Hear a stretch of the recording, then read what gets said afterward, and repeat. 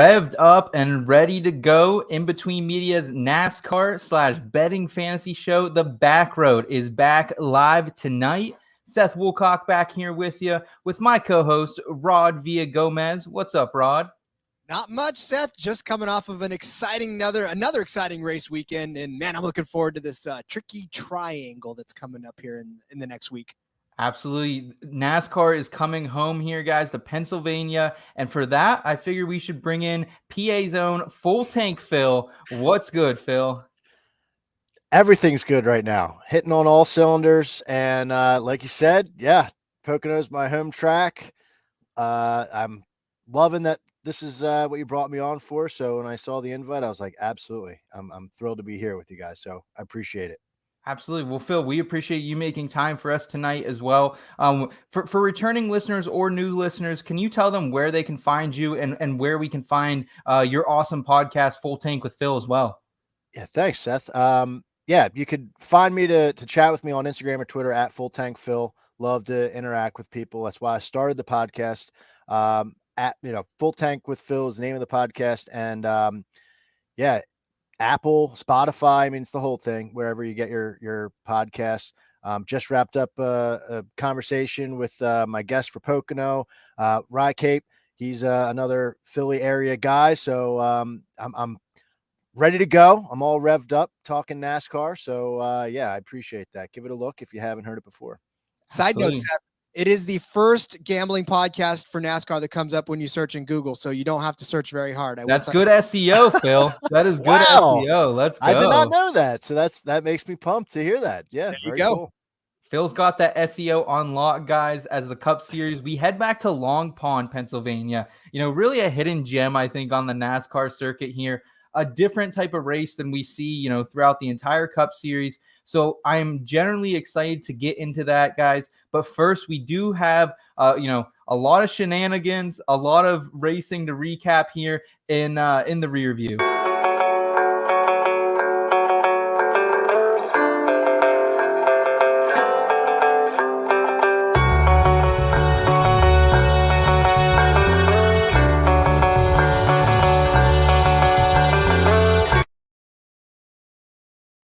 And just a reminder before we get into In the Rear View, if this is your first time checking us out here on the YouTube, or if you're a returning listener, thank you for checking us out.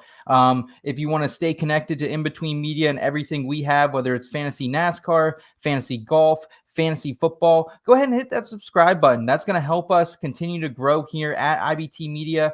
So we appreciate that. If there are any questions throughout the show, please feel free to drop them in the comments as well. We love helping people continue to win money here. It's been a profitable season so far, and it continued to be that at Atlanta. And guys, I think Atlanta is back. I have been not a fan of Atlanta pretty much since I started watching NASCAR.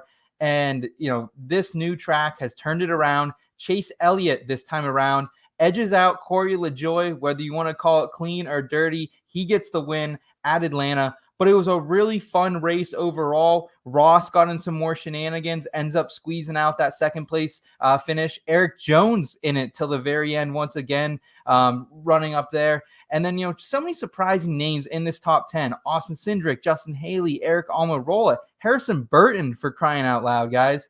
So, Rod, I want to start with you, man. What was your overall thoughts on this race, and how did it fare from a betting point of view as well? Because I know you and Cody, you guys were dealing up some zingers over there.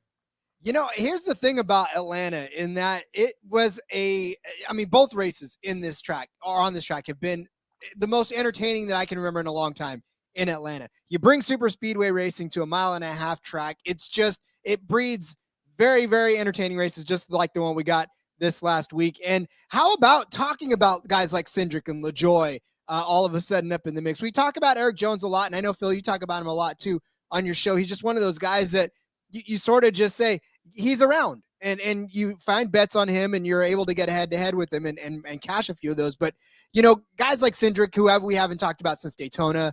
Now we're at an Atlanta super speedway race, right? Here comes Cindric again in the conversation. But for LaJoie, that was, in fact, Cody was talking about LaJoie as a 250-1 long shot. And boy, were we just on the edge of our seats the entire time, because it almost came to pass. for a little while, it looked like plus 250,000 was going to cash, which would have been an amazing, amazing seat. But, this race gave us that. And I think every year from now on, we're going to see a lot more of that in Atlanta, and just sort of a free for all type of a race. And I'm glad that they did this. I'm glad that they put another race on the track that you almost can't predict. Yeah. I mean, this was exactly what NASCAR drew it up to be. And I think the first time around, we saw it was playing like a super speedway. The books priced them like super speedway, and it played out that way. But I think there was still a little, some people out there that were hesitant to completely go all in, because it was like, well, this is summertime Atlanta, that the track's going to be like 110 degrees. Like, it's not going to run the same way as it did before. There was just people that were holding on to, it's not going to work out. And it did. And props to NASCAR, number one, because I never would have thought that I'd be on the edge of my seat for an Atlanta race. I never would have thought that I'd be like, shit, when is the next race next year at Atlanta? Because I'm kind of thinking I need to fly down to see this race. Like, it is that good. And you guys hit on the reason why. I mean, all these guys, I listened to the podcast, Rod, and I threw on a couple bucks on Corey, and that is the beauty of it. You know what I mean? And to cap it all off, right? We had that chaos, but we also had a driver win stage 1, stage 2, and the finale. And all we're talking about is what a great race it was. So it's hitting on all cylinders. It really is. So I could not be more happy about it. And, I may be a little biased because I did cash a lot of tickets that day, miraculously. I mean, through all the chaos. So I was feeling very good about it, but I thought they've done a great job. They had a goal in mind. They went out and they accomplished that goal. And if NASCAR can continuously do that over the next few years with these ideas that they have, man, we're in for a really entertaining, decade moving forward. Yeah, and Phil, you kind of touched on that. People were very hesitant to put a lot of money, put a lot of DFS lineups out there here at Atlanta. And we had Ryan on the show who does this full time, and he was hesitant. He said it's kind of a set and pray type of situation, and definitely is. But there was value out there. This was one of definitely, I think, IBT's better tracks as of late. I called the top 5 on Ross. I'm riding that Ross train, guys. Top 10 on Suarez. And then I actually hit the DK special, plus 800 odds on a top 5 for Chase and Ryan Blaney. So I was riding the high on that one. Very excited that we called that out on the last episode, the Backroad. There were some things we missed on, of course. I thought Buescher could get a top 10. I thought Kevin Harvick would be in that top 10, right outside for K-Harv. Rod, we got to quit. We got to quit Kevin Harvick. It's like a drug. We cannot quit. But no, because he did finish in 10th place. It just took to the second, I don't know how long, 5 minutes after, for them to score him in 12th.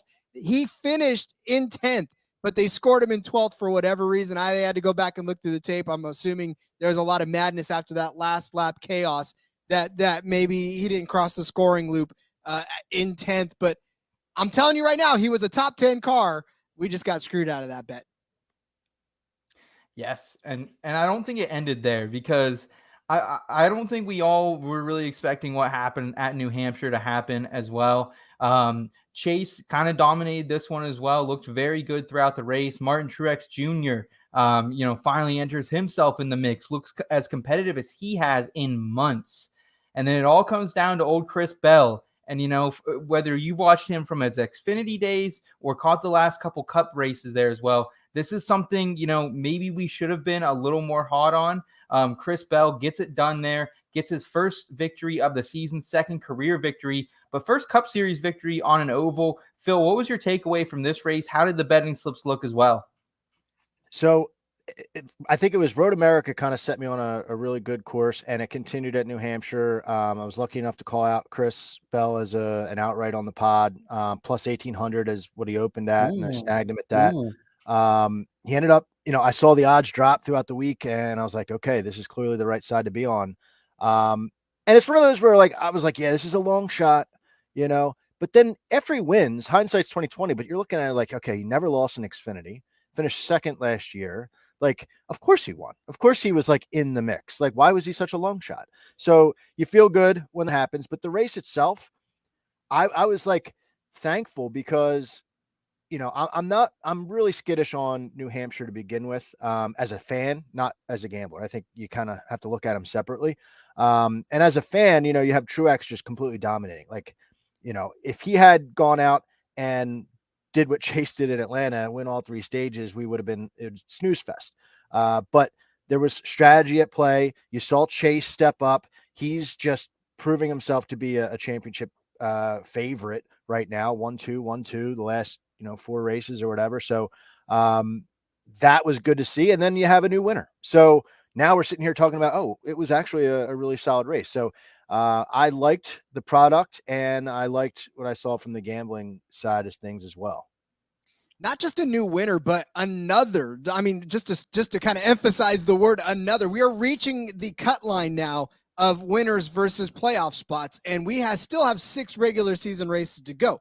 This is incredible how quickly we are accumulating first-time winners and winners this season. And there are some good cars that are still on the other end of that cut line, Kevin Harvick, that could very well walk away with a win in one of these races. And so we're talking something different. But Phil, to your point too, Truex, man, 172 laps led in that race. And it felt like it wasn't that many, to be honest with you. Like you can think to yourself, yeah, he actually really did lead 172 laps, but the story was not that. The story was at the end of the race when, what you said, the strategies played out. There was a little bit of pushing and shoving going on. There were some penalties that shook up the field, some loose tires that reset a few good cars. So, I mean, this race, just like the Saturday Night Live, it had it all. It had everything. And, it was one of the more entertaining New Hampshire races where one car led over a third of the race, and you wouldn't even have known it. Yeah, I mean, it's kind of similar to Atlanta, where with Chase dominating the way he did. Chase was kind of playing like I don't know. When you play video games and you set it on like easy and you kind of let the machine like win for a little bit and then take over. Like, yeah, like that's kind of what it felt like Chase was doing there for a little bit. But you had a dominant guy win the race, and we're all talking about how great it was. Now you've got Truex dominate a race, then Chase really dominated, and then you've got a new driver, Chris Bell, goes out, gets his first win this season. That's a great product. Like it's a great product for NASCAR. There was one point in the race I looked to live bet it, and Truex was plus 100. Like that's basically like the book saying like this race is over, and it wasn't even halfway. Wow. So I was like, whoa, okay, let me sign out of here. So good race. And yeah, I mean, I won't be as skittish next year when they go back, because maybe it's this next gen car, but I was happy with it. The next gen car continues to prove that almost anything can happen. We are riding the hashtag full Bubba fade rolling into this one. It was his worst track ever. He comes out with a top 5 victory, the best he's looked in a long, long time. Kevin Harvick, Rod, too. He got it done once again with that top 10. That was another one I think we called on the last episode as well, which is good to know that, we're not crazy for biting into that candy. But guys, it has been an absolute stellar last couple of weeks in NASCAR Cup Series. But let's go ahead and look forward to the Tricky Triangle and the Brickyard 400, which is right around the corner as well. Hey, Michael, it was only 20% chance of rain. I think we got all 20.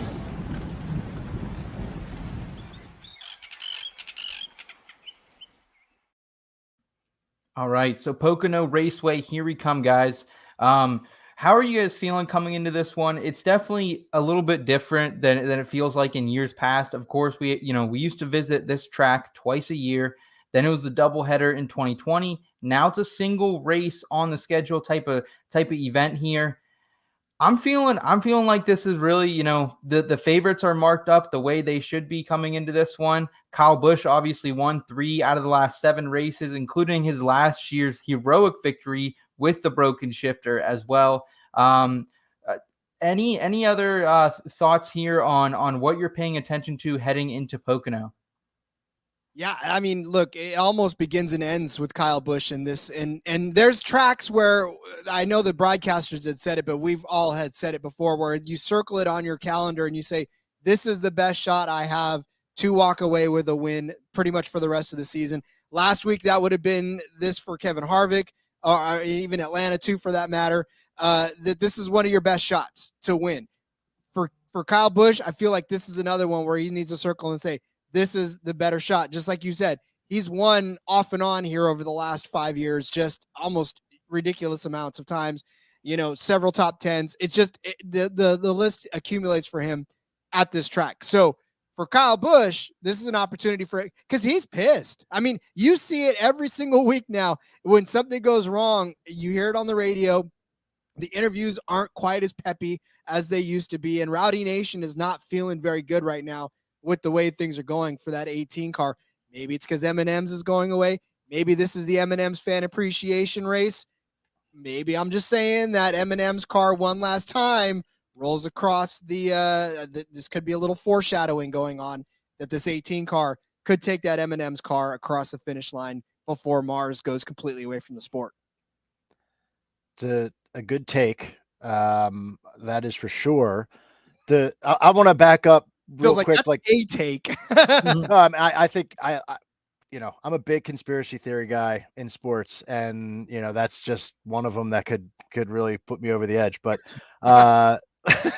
but backing up real quick to like Pocono losing a race, like I said, this is the track that is closest to me, and I was for a while kind of felt like they were always on the chopping block to lose one, and then we moved to doubleheader weekend. It was like, okay, this is a cool way to like keep two.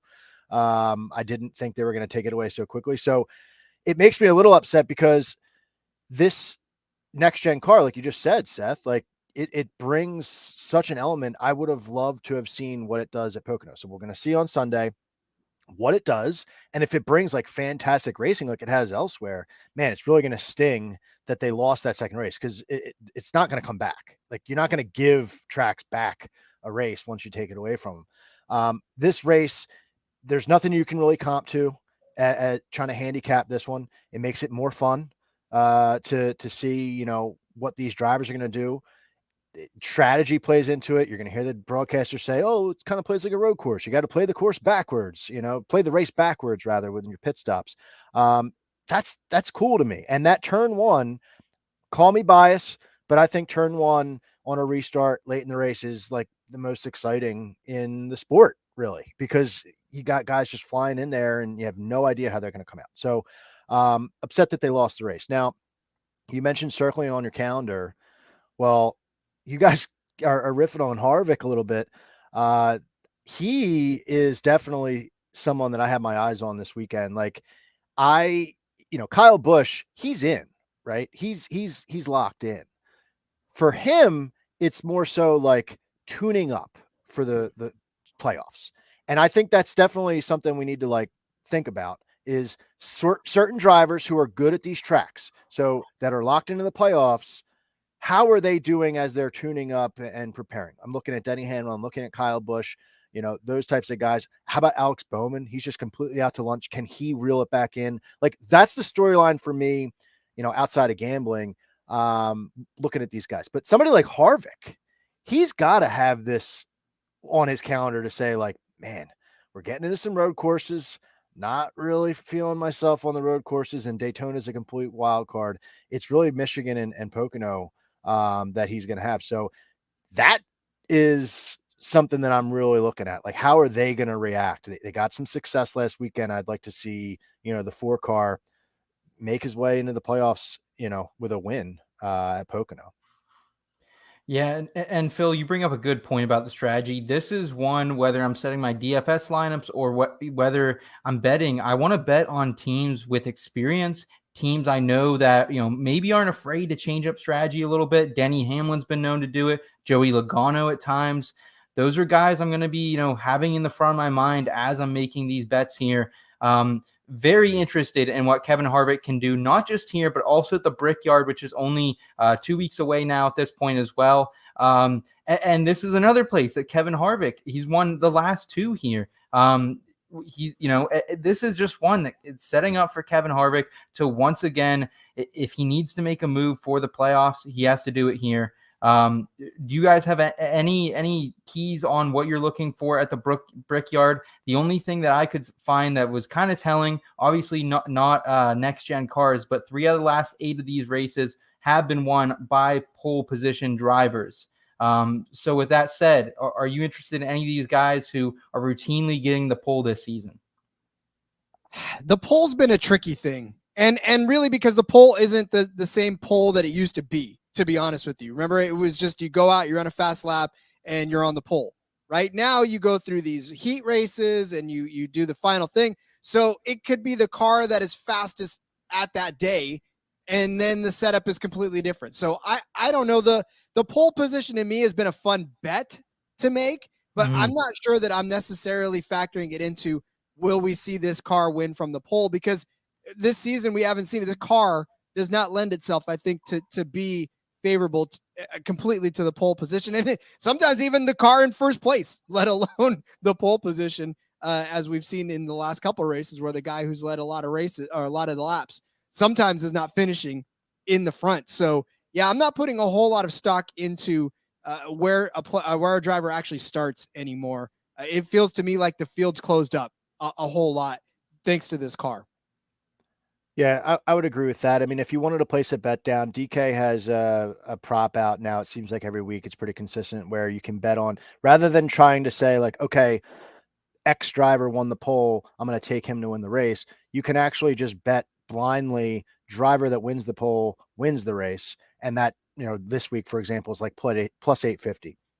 That's a fun bet to play with if you really are trying to zero in on it. But if you look at last year, I mean, it's the Indy road course, right? So last year was complete carnage. Like they didn't have that track ready, and that one bump completely came up, if you guys remember, and it wrecked like 16 cars, like back-to-back restarts. It was insane. So if that's the case, then I think the pole sitter is probably in trouble, because he'll be leading the race and then something bad will happen like that. But yeah, I'm Indy. It's tough to kind of predict a little further out, but the one thing that you can do is just look at the road courses that have been going on so far this year and say to yourself, all right, well, we got Reddick, we got people like Chastain, and obviously Chase is going to be there. He's the road course king, even though he hasn't won this year. Those types of guys, I think you can expect to be there, and you got to hope that carnage doesn't happen. Briscoe last year completely going off the rails and wrecking Hamlin and getting that penalty or whatever. Maybe Briscoe brings it once again and makes a push for it. But a little further out, you kind of just have to default to the guys who have proven this year on the many road courses we've had. Like, okay, I can trust them. I know they're going to be there. It's just, will the track hold up this year? That's the biggest question, I think, because that was embarrassing. Yeah. It's huge. Well, guys, let's go ahead and key in on a little bit more specifically on Pocono and some props that we're going to be taking a shot at here.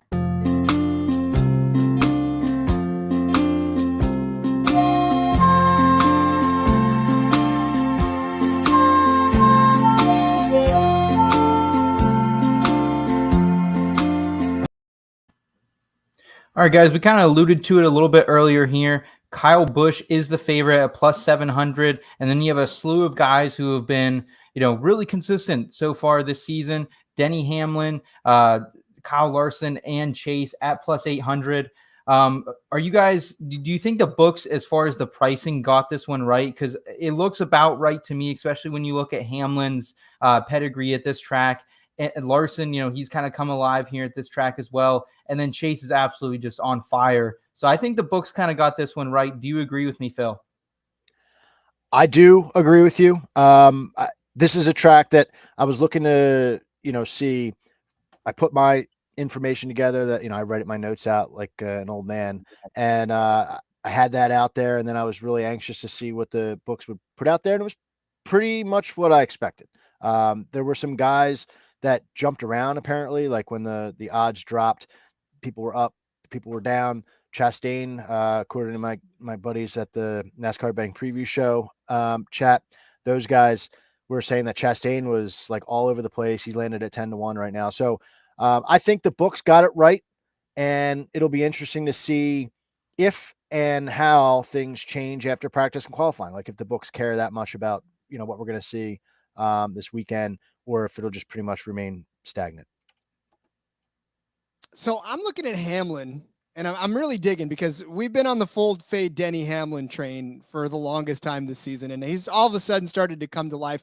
But I don't know that I would put him among the top 3 drivers to win this race. I mean, granted, yeah, historically he's done okay here, but I don't know that this season he's shown me enough to be this high in the win category. And I say that because he seems to find himself each and every week now in some small sort of scrap that sends his day into not winning territory. Top 5, top 10, he's in that conversation, right? But something mentally every week has got him outside of the opportunity to win. So I may not put any, even at plus 800, like that's not bad for a winner on a track, especially inside the top 3 of the drivers to do this. But for me, I feel like that's a little too rich. There's not enough value in a Denny Hamlin plus 800 bet to try to actually put an outright on him. He's definitely been up and down. He's been up and down more than the other two up at the top here, Rod. So I totally agree with that. But I don't think we could, Denny Hamlin's been somewhat magical at Pocono. I think he's been one of the more dominant drivers at Pocono in the last decade. Phil, any thoughts on Denny Hamlin here as we're kind of riffing at him? So I think Rod is dead on with what we're seeing this season. Plus 800 is not something that I'm interested in.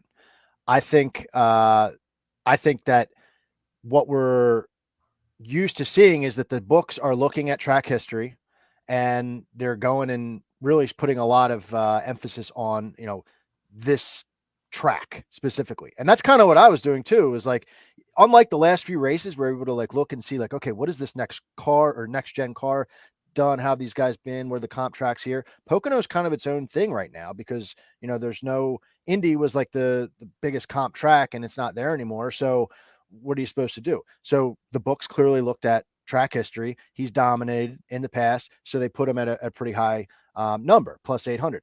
I'm staying away, like Rod said, but it doesn't, I think the books are just going off of that. And I wasn't surprised by that, I guess. If he was like plus 1600 or, something more favorable to the gambler, then maybe I would start saying, okay, forget about current form and let's just, Denny's going to hop in the car and it's just going to come to him because he's at Pocono.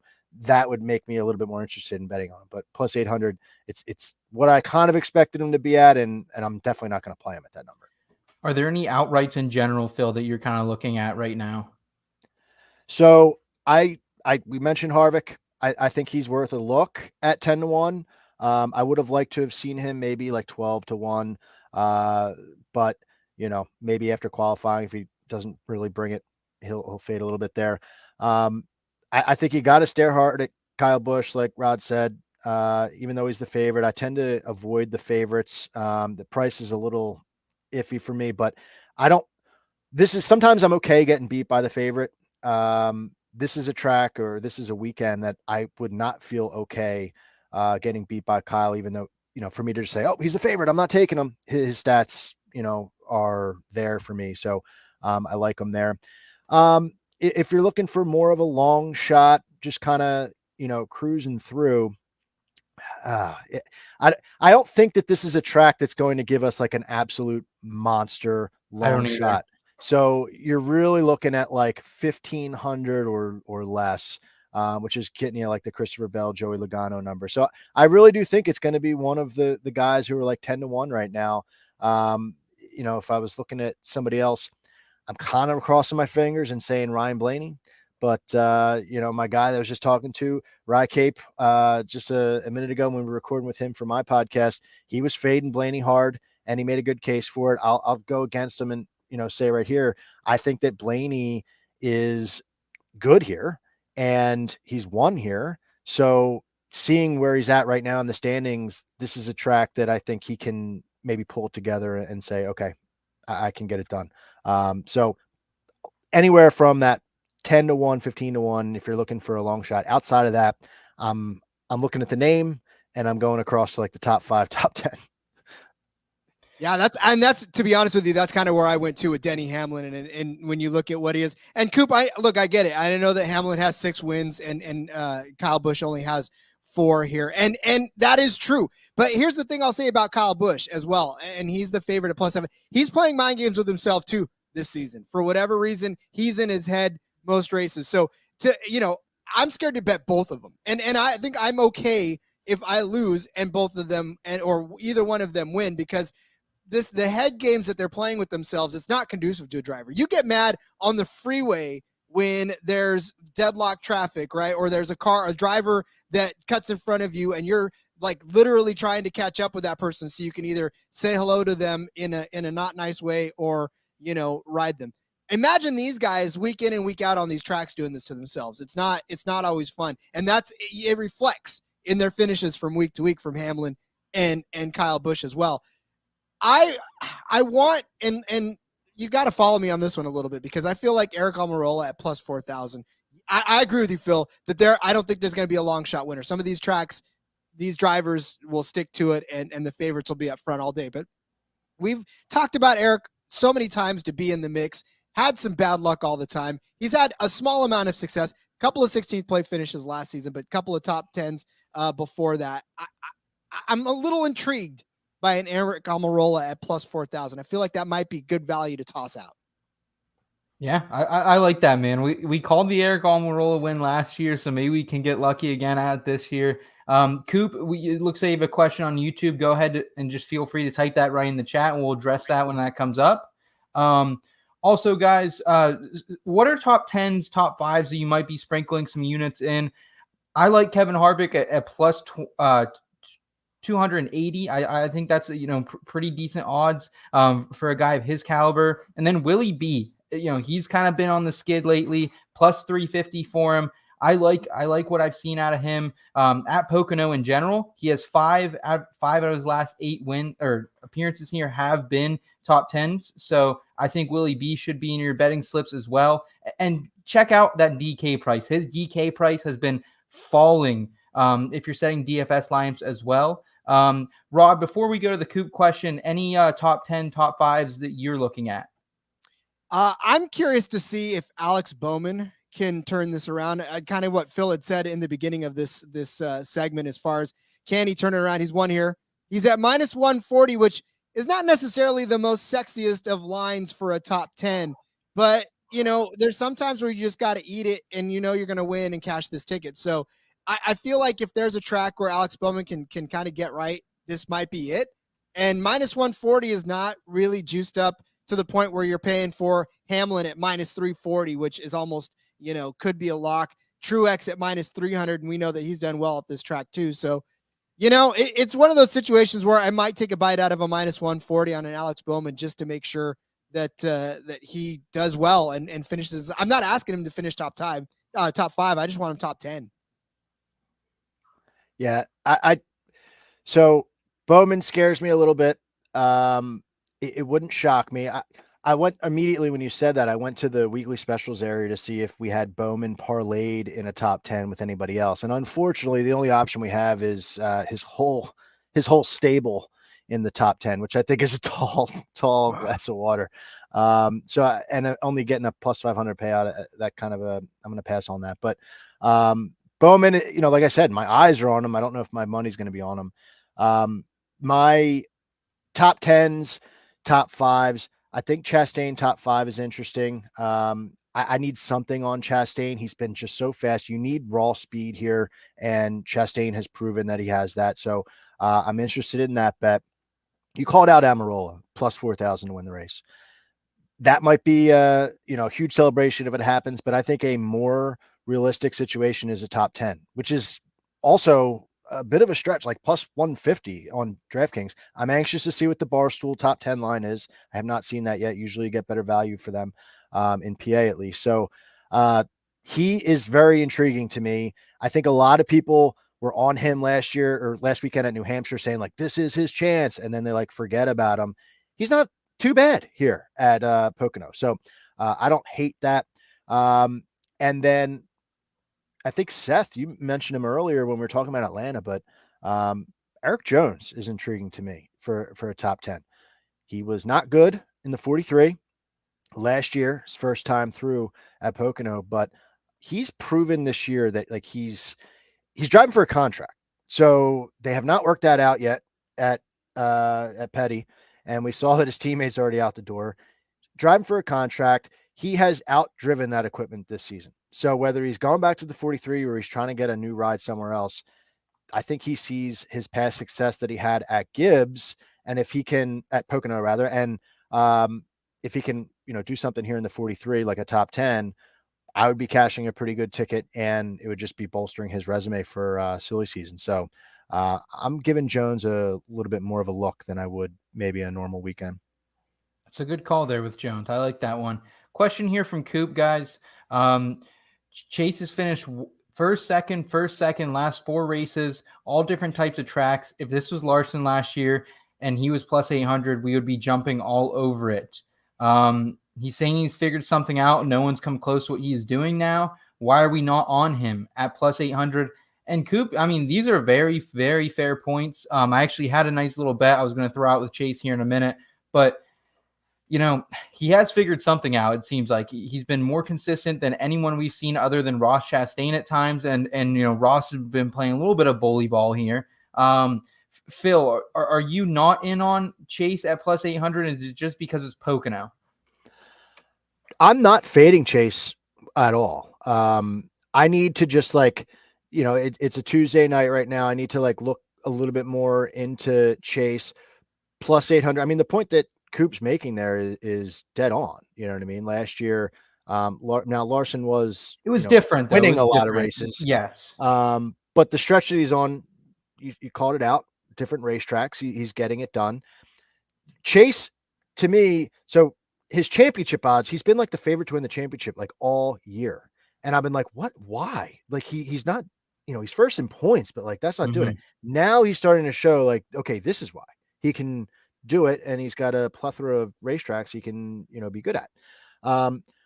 Hendrick, they had a stretch from 2012 for 4 years, and every one of their cars won, and they have not had that recently.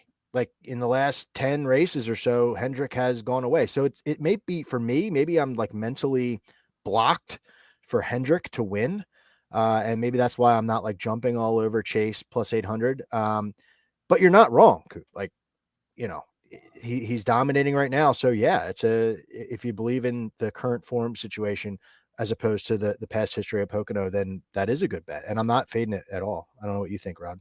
Yeah, and that's the thing too. You can't fade Chase at this point. There's got to be some sort of sprinkle that you put on Chase almost every single race. And at plus 800, that's ridiculous. It really is. And the odds makers are sort of not necessarily taking into account that he is red hot.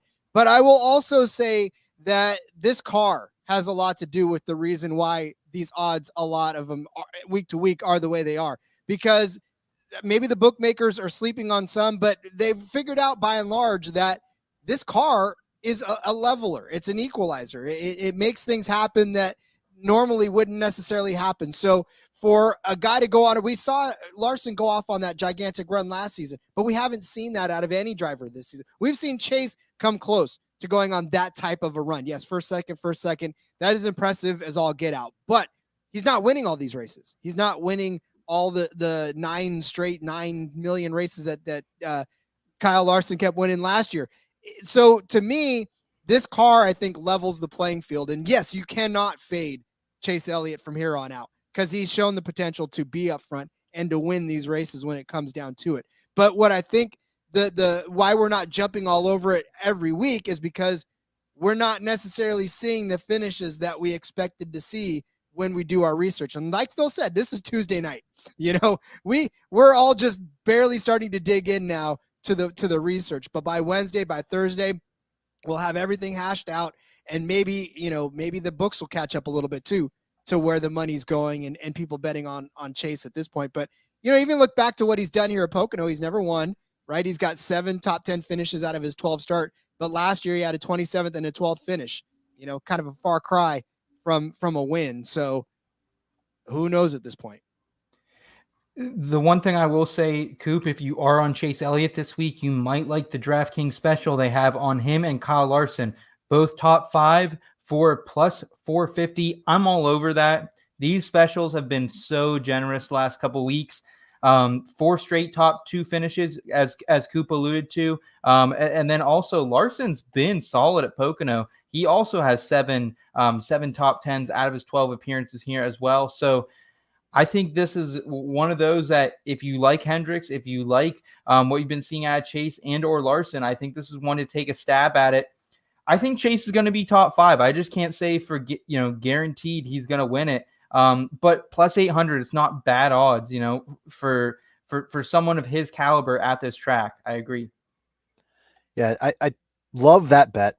I've been on the DraftKings special with when they do the 2 drivers in the top 5, and it has hit like multiple weeks in a row. I'm actually a little scared of Kyle Larson this week. Digging into him a little bit, there was a stat that scared me. I might be overthinking things, but last 10% of the race. So with 10% of the race left to go, Kyle Larson, his average running position was 6 point something. You're like, damn, that's pretty good. But his average finish in the last 8 races is 11 something. So that tells you that he loses positions late in the race. And I don't know why that is. I would have to go back and rewatch all of those races to understand what happens. But if we get late restarts and he can't maneuver turn 1, like we said, maybe that's what's going on. So to piggyback off of that bet that you had, there's a Chase and Chastain parlay, and that's plus 500. And so that gets my attention. That specific bet has hit for me multiple times this year, and because it's already paid its way, I'm going to bet it until I can't anymore. So I love those combo bets, and we'll see. Larson, I could be dead off with him, but I'm going to keep my distance in that bet. Phil, that's really good research there, man. And I will say, if there is a place that you don't want to fall off late in the race, it's Pocono. We see those times at the end of the track or at the end of the race, and they are different. Rod, any feeling on it? I mean, I think those are both really good bets Phil and I just threw out there. Chastain one has me interested. I did see that one as well, Phil. Ross's kind of lack of experience running up front here at Pocono is kind of what slowed me down from that. But, we could have said that at every track this season. So, Rod, any input on that or any other specials, top 5, top 10s you're looking at? It's funny. Coop brought one up that I like too, and that's the Toyota to finish 1 and 2. We talked about last week where Toyota basically could have finished 1, 2, 3. I mean, it was just a matter of just circumstance that happened. But yeah, just like Coop, I like that Toyota bet. Toyota's been running so strong lately. Those Gibbs cars, man. I don't know what it is, but they've found another gear. So any one of them can finish 1, 2. Kyle Busch, we talked about, has won 4 times here. So I do love that. Christopher Bell maybe found an extra gear in his car and could finish up there. Truex could have woken up from his retirement slumber and actually, dropping in there. So yeah, it's up for grabs. And really, I think that's a good bet. That was one that I was eyeballing in the specials as well. So Coop, good eye bringing that one up. Yeah, I think that's a fantastic bet. The thing that makes that bet interesting is, you touched on the different drivers. In the past, we've said, all right, Toyota, to do whatever, it's just the Gibbs guys. But Wallace, even, I mean, what we saw last week was unbelievable. And if he's starting to mature and figure it out, wow, now he's a factor to be a part of that bet. And Kurt Busch brings that element to the table as well. So I love the Toyota 1-2 pick. I love the any manufacturer 1, 2, 3 bet that's been out there the last month or so. And it's funny because last weekend at New Hampshire, the any manufacturer 1, 2, 3 bet was a plus 1,000. And now this week it's plus 300. So I would love to know, I would love to ask the sports book, who do you think is finishing 1, 2, 3 that it would drop that significantly? What? So So it seems like they think Chevy is going to do it because Chevy's plus 275 to finish 1-2. And we called out Toyota plus 450. Ford is like plus 1,800 to finish 1-2. So if you're all for chaos, you think Blaney, Logano, and Harvick are going to be up there. That's a long shot to take. But the 1, 2, 3 plus 300, that's interesting to me. I don't know if I'd play that, but I'm wondering why they think it's so short. But yeah, good call out there by Coop with the Toyota pick, and good call out by Rod there with the additional drivers. Any other matchups or groups that you guys are feeling out this week that we should be investing in as well? To be honest with you, I think if you wanted to do the manufacturer bet too to kind of cover yourself, I know Toyota's a plus 160. It's not necessarily the sexiest, but it's always nice to throw out a Toyota to win, especially if you're on Kyle Busch or like you had said, Kurt Busch, or maybe even Truex or whatever. I'm all for doing the fun bets. I love long odd bets. I love throwing out the big ones that if they cash, then you're eating steak. But sometimes there's just some decent value to be had in the bets that will get you money. You know what I'm saying? Like, you may not be eating steak, but at least you get a good In-N-Out or Whataburger or whatever place, whatever regional area you're in. You can treat yourself to a nice Sonic burger. I think they're nationwide. Well, looking at the head-to-head matchups, there are a couple different ways that I went about looking at these, and one was like manufacturer versus manufacturer in the head-to-head matchups, like because Toyota's been so strong. So do we have any good matchups there? Kyle over Chase is really the only one that like stands out to me there, that because I wanted to take a Toyota. The fact that it's Chase, it makes it a little bit more, I'm hesitant to jump all over that. So probably avoid that. But there was a couple that I liked. Now, Jones and Almirola, we talked about those guys earlier, and I actually went into the head-to-head saying I need to take one of them in something. Well, of course, they're matched up against each other. Yeah, Almirola is heavy favorite there. I'm not touching that one with a 10-foot pole. That could go either way. I'm big on Harvick this week, and Bell coming off of the win. Harvick's minus 130, but I really think Harvick's going to come to play this weekend. And if he doesn't, I'll eat that. I like that head-to-head matchup in that manufacturer matchup, and I'm going the other way with it. I'm going with Ford. Now, Ford has had success through Harvick, and I'm going to ride that train and try to dig in because, like I said, track history is really the only thing we have to go off of. So that's what I'm going to roll with here with that head-to-head. Phil, that's the only one I had highlighted on my sheet as well. DK did a good job with these ones this week. I thought they really picked ones that I was really decisive on, whether it was track history. They're going like a lot of them were track history versus, recent success here. So tough plays out there, but I do agree with Harvick over Chris Bell. Chris Bell, I'm always a little bit hesitant to really ride the hot hand, especially like these rare winners that we see, Tyler Reddick recently. Daniel Suarez was the only one I was kind of hot on, but that was because they had the gap after his win. Rod, any final matchup or group advice here? Or do you think Phil covered it pretty well? No, it's funny. I think all three of us were on that same page because as I was scrolling through them, I said, I really like that Harvick one. And then Phil says, I really like that Harvick one. So I guess I'm on the right path for that one. I'll toss out a Kurt Busch over Tyler Reddick in this one. Kurt Busch is on the favorite side of this at minus 120.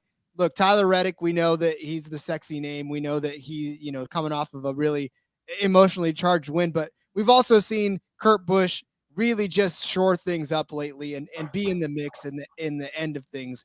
And we talk about Toyota, Phil. I mean, this is another instance where a Toyota can do well. And I mean, Tyler Reddick is dealing with his own kind of worries now as he just got taken out of the Xfinity race for this last ride. He's not in the 48 this week anymore.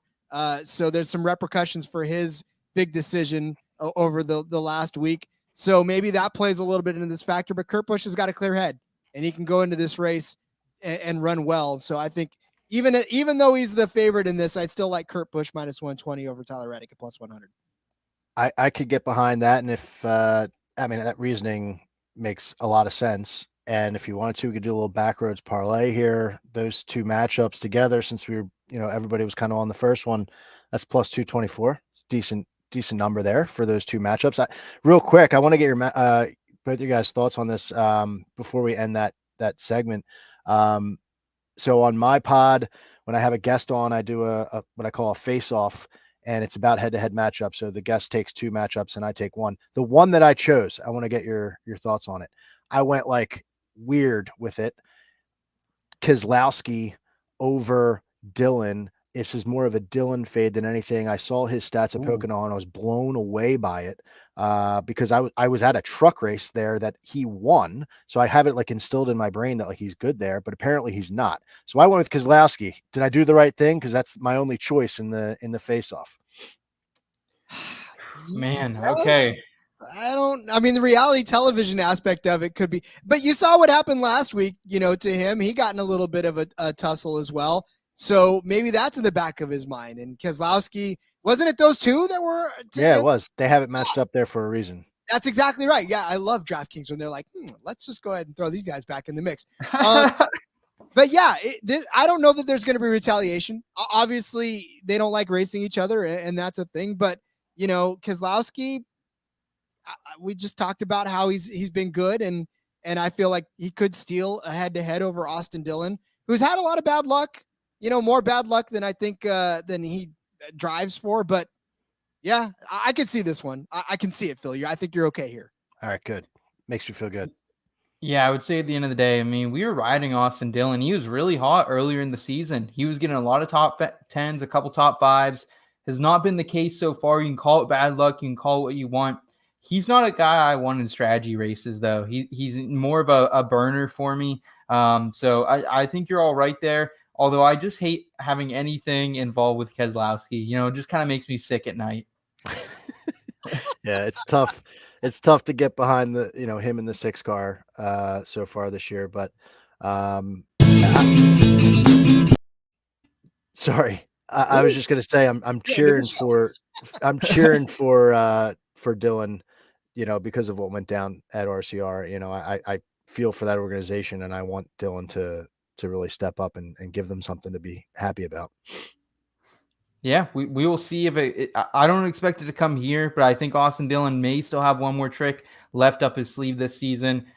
Daytona, man. Daytona. We know how good he can be there. We've seen him do it before. Guys, but that about does it for Pocono here. Before we end the show, though, we do want to talk a little bit more about some lifestyle advice, going with our backroad stories and advice.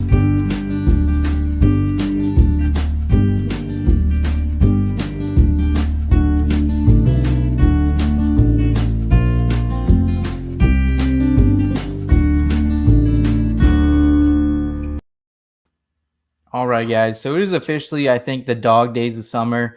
Late July, early August. It gets pretty muggy around here in PA. Rod, I'm sure you've had far worse out there in California. But I just want to talk about like simple tricks, hacks, ways to beat the heat. Whether you're going to the race in Pocono this weekend, or whether you're just kind of hanging around the house these next couple weeks, because we don't want anyone to die from a heat stroke, boys. So what simple things can you recommend to the audience? Phil, I want to start with you, man. This is fun. You guys didn't do this last time I was on, so I'm pumped. Yeah. So when I think of like the heat, I think of like sweating, and I get like super agitated when I'm like going somewhere and I like start sweating through my shirt. Like I get like super embarrassed. It's like a big concern of mine. So my like little trick that I've been doing, I've actually done this like multiple times when I've been out with my wife, like on a trip in Chicago. One time we had like a dinner on a cruise ship or something, like off the dock of Chicago, and I was sweating through my shirt, super embarrassed. So I'll find ways to like get my whole body like drenched in water, because then like it just like covers it up. So like that day we were walking and some guy was watering the sidewalk with a hose. I was like, yo, dude, hit me with that. And he hit me, and it's like, okay, well, you can't tell that I'm sweating anymore. Or nowadays I'll get like the kids like hit me with like water bottles and stuff like, oh yeah, you can't tell where I'm sweating and where I'm not. So it's like a blend in situation. So that avoids my embarrassment when I'm super hot. So I don't know if that's what you're looking for, but that's my life hack to try to, get away from looking like a sweaty pig. I like it, man. I like that. That's good advice there. Rod, anything from you, man? I know the California heat, it's kind of more of a drier heat than a humid heat that we get over here in PA. Yeah, well, follow Phil for more life hacks, that's for sure. Yeah. No, look, you guys are gotten the worst of it lately. I mean, we're touching hundreds, but we're not living in it like you guys are. It's ridiculous. I know that California heat can be a killer. And I've lived all sorts of it too. I've been in the Midwest too, where it's just been ridiculously hot. And then I've been in the North where heat is relative, but it still feels hot because it's sticky and gross and disgusting. But my biggest life hack and my biggest tip when it gets this hot is one that the Army just drills into you, and that's drink water.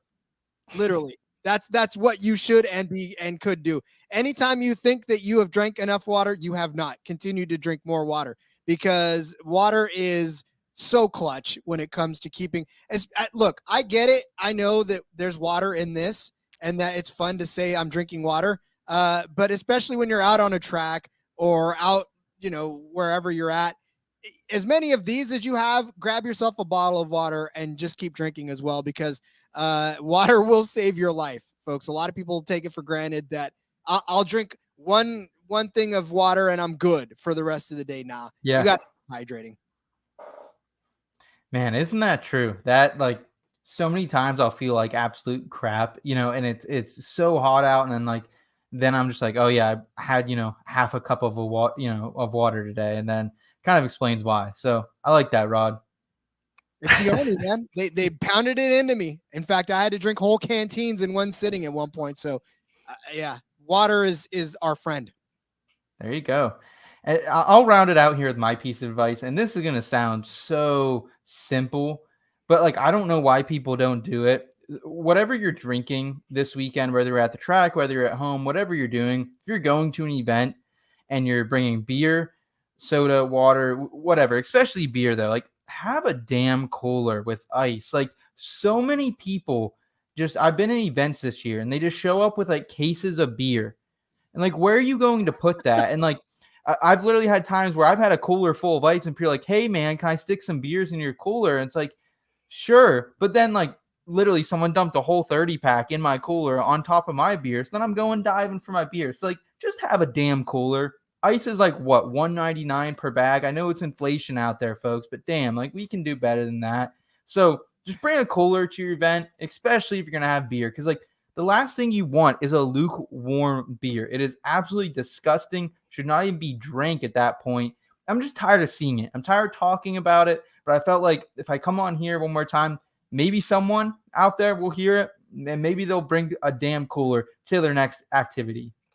Get some ice. Get some ice and man up. You know what I mean? Although maybe Seth, we need to do another show, a beer show, because I have to school you that there are some beers that it is okay to allow to get room temperature. Nor Light? There are. No.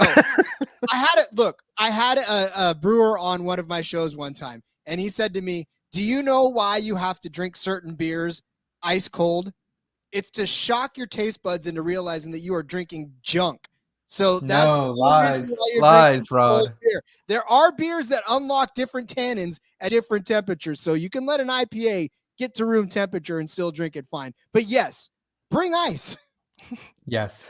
I had one other just off-topic piece of life advice when I saw that was on the show, and it's Pocono related.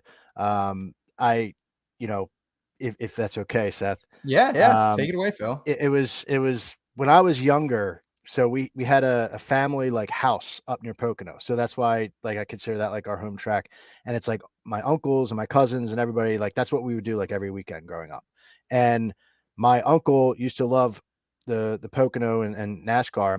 And so when we were up there on race weekend, he would tell us, you have to imagine just tons of little kids running around causing chaos. he would tell us that on the deck, when the race is going on, you can, if you listen hard enough, you can hear the race cars going around. Now, years later, so we would go out there and we would sit there for hours trying to hear the race. And years later, I was up with like some of my friends and I was like saying in front of my dad, I was like, yeah, I mean, when the race is going on, you can hear it. And my dad goes, dude, you know that was just a trick to just get you guys to shut up and keep you out on the deck so we could just have some peace and quiet. And I was blown away. So now I'm like trying to figure out ways to like incorporate that into my life, like moving forward. So it's Pocono related, talking about life hacks or tricks and stuff like that. I just had to share that. That's funny. That's awesome, man. It works. Well, Phil, why don't you tell us one more time, man, where we can find you, how we can best support your NASCAR content? Yeah, I appreciate you guys having me on as always. This is really fun.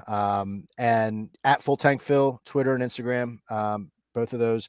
And the podcast is Full Tank with Phil. Apple, Spotify are the big ones, but you know, anywhere you listen to them, it'll be there. So give it a listen. Let me know what you think. Have any tweaks you need me to make to the show? I'm all ears, and just have a lot of fun doing it each week and interacting with everybody. Apparently, you just have to Google NASCAR Gambling Podcast, and Phil's the first one to come up. So that's an easy way to find him. Rod, how can we find your other NASCAR work as well? Well, the next one that comes up is my podcast, which is the NASCAR Gambling Podcast on the Sports Gambling Podcast Network. But yeah, please make sure to listen in. Cody and I are up to 3 episodes a week now. Hey, but do yourself a favor. Listen to Phil, man. That intro music hits, man. It's anytime that, bring Sally up, I'm like, let's go. It's race time. But after you listen to Phil, make sure to head over to ours. It is the NASCAR Gambling Podcast. Cody and I, we break down bets for you. We're doing more bets now. It's Wednesday is all bet episode. Tuesday we do a breakdown. Wednesday we do a bet episode, and then Thursday we bring you DFS. So, like, we've got you covered from start to finish. And then, of course, IBT. We've got tons of great stuff that we do here for NASCAR as well. So, yeah, I mean, I love it. It's all so much fun. And Phil, it's always a blast to be on with you. Yeah, I really appreciate you guys giving me the invite here to talk Pocono and all these other tracks. A little exciting time right now in the schedule. So this was fun. I really appreciate it. Absolutely. Well, we appreciate everyone tuning in. Again, if you've made it through this episode, best thing you can do to support us here at IBT is drop us a subscribe. Thank you guys so much. For Phil, Rod, I'm Seth, and we'll talk to you guys next time.